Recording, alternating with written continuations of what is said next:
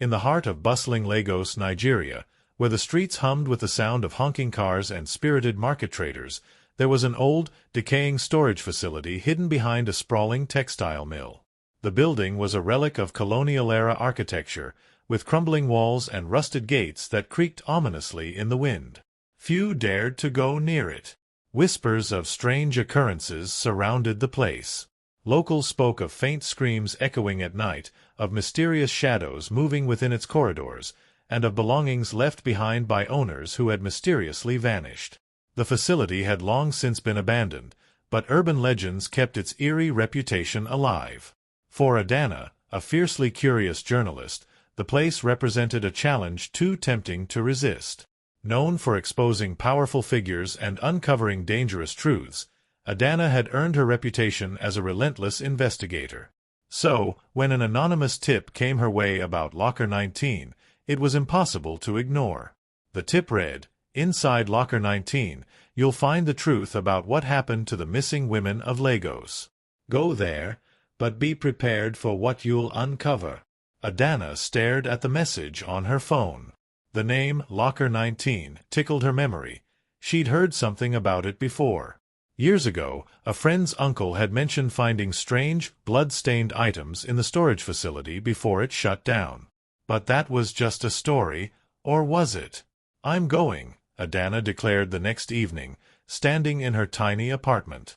Her best friend and occasional partner in adventure, Chika, looked at her incredulously. "You're insane, you know that?" Chika said, crossing her arms. "That place isn't just creepy, it's dangerous. People don't just disappear for no reason, Adana." "That's exactly why I have to go," Adana shot back. "If this locker holds the truth about those women, don't you think someone needs to bring it to light?" Chika hesitated. She hated Adana's recklessness but admired her bravery. "Fine," she sighed. "I'm coming with you. You'll need someone to keep your head on straight." The storage facility loomed like a dark sentinel against the night sky when they arrived.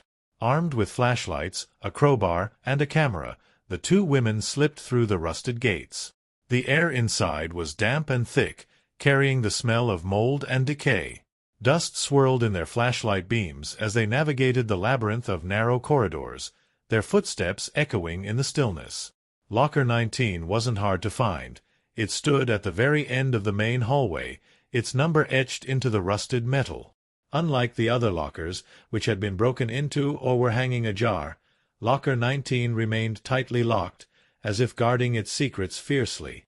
Adana handed the flashlight to Chika and wedged the crowbar into the locker's edge. "Hold this steady," she said. Chika muttered nervously, "This feels like a bad idea." With a grunt and a sharp metallic screech, the locker door finally gave way. Inside, the air was musty, and the faint scent of something metallic, possibly blood, lingered. "What is that smell?" Chika asked, covering her nose. Adana didn't answer. Her eyes were fixed on the contents of the locker: a weathered leather journal, old photographs, a bundle of documents, and a small, blood-stained cloth. Her fingers trembled as she picked up the journal. The journal's pages were brittle and yellowed with age, but the handwriting was clear and precise. It belonged to Emeka Adebayo, a wealthy businessman who had disappeared in the 1980s. The entries detailed chilling confessions of his involvement in a secret society known as the Brotherhood of Eternal Wealth. Adana read aloud, her voice shaking. "We made the pact in blood. For riches, for power, for eternal legacy. The sacrifices were necessary. The Brotherhood demanded them. The lockets marked them. No one was supposed to find out." Chika's face turned pale. "What does he mean by sacrifices?" "What kind of sacrifices?" As they flipped through the journal, the horrifying truth unfolded. The Brotherhood had abducted young women, all of them from poor backgrounds, and sacrificed them in ritualistic ceremonies to gain power and influence. Each victim was given a gold locket engraved with the initials E.A.B. before they were killed. Adana's hands clenched the pages tightly. This wasn't just a story, it was a mass murder cover-up. Digging further into the locker, Adana pulled out the small, blood-stained cloth. Wrapped inside was a gold locket. It was engraved with the initials EA and bore an eerie resemblance to the description in the journal. Opening it, Adana found a faded photograph of a young woman with hauntingly beautiful eyes. "This is one of them," she whispered, her voice barely audible. The rest of the locker's contents included documents, bank records, land deeds, and signed agreements that implicated prominent families in Lagos, many of whom were still in power. "This is it," Adana said, her eyes blazing. "This is the evidence that will expose them all."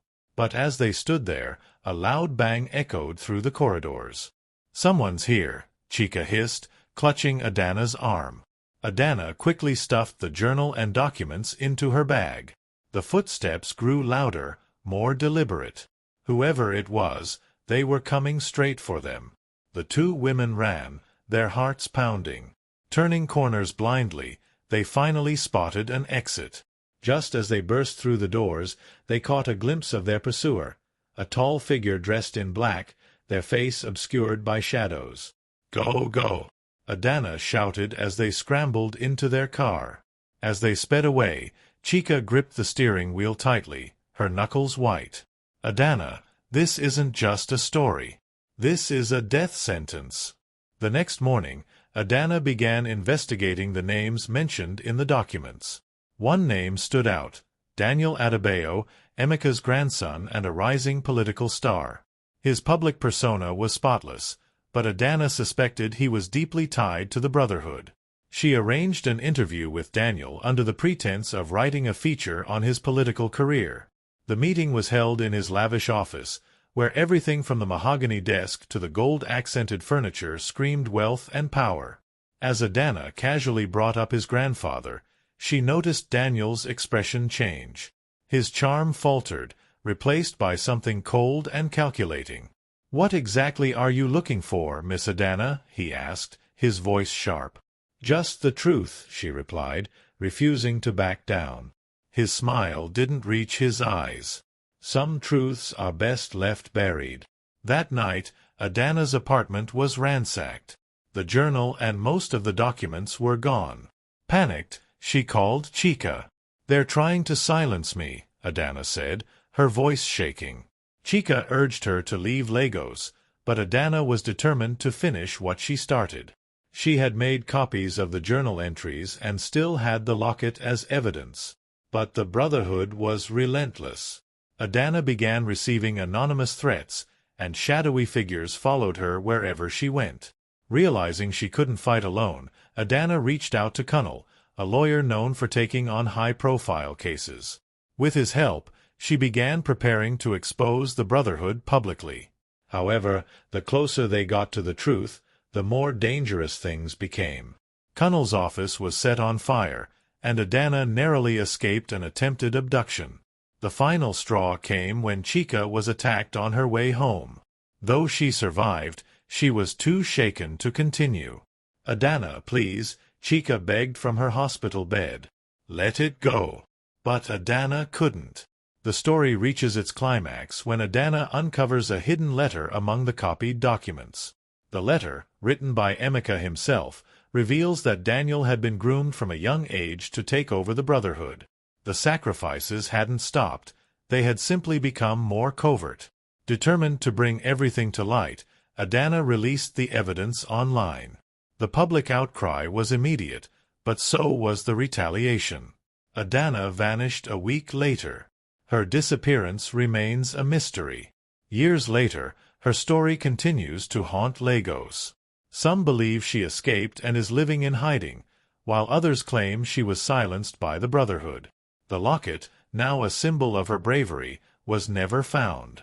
And the abandoned locker?